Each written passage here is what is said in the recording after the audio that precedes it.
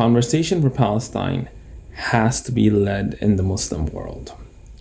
You see, a lot of good work has happened by activists in Canada, the United States, the UK, but they cannot be leading the conversation. The Muslim world has to lead the conversation.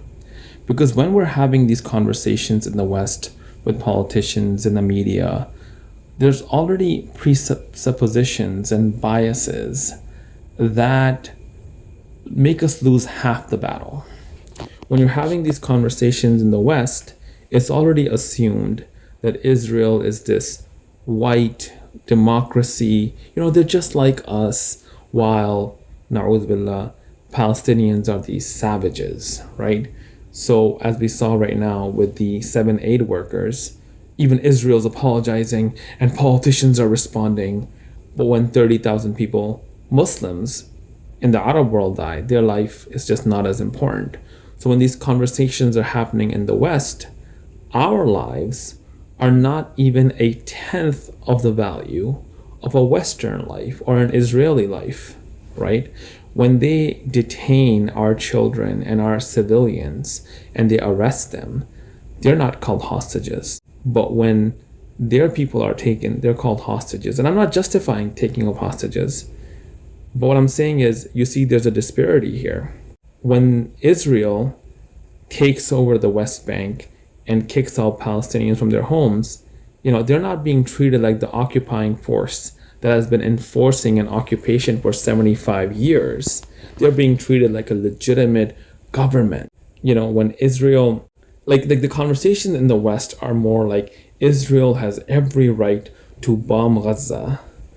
They should just try to minimize civilian casualties. And you can fight for that, and you can be like, hey, they need to minimize casualties and let aid in. But that's it. In the Muslim world, that same conversation is from a completely different angle. And that angle is that this is Palestinian land that is being occupied by Israel. And the solution, because in the Western world, every single time a deal has been tried to be made, they will give you Israel the upper hand, because they already think that they're more legitimate and they're more, let's be honest, more white and democratic and just like us. So every single deal that you're going to get as a Palestinians is going to be against you. So as long as the Muslim world doesn't step up, the Palestinians are going to be given an unfair deal.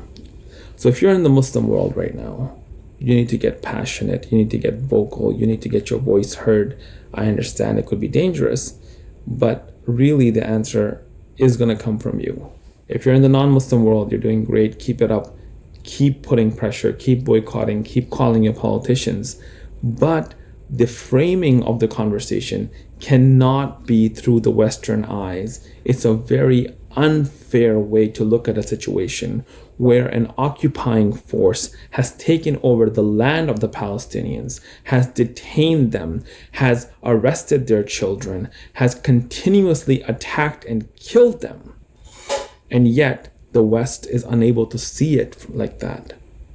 So we have to get rid of these presuppositions. We have to get rid of these biases. And that's going to happen when we're looking at it through our eyes, where the life of an Arab and a non-Arab is the same, where the life and the value of both sides are the same.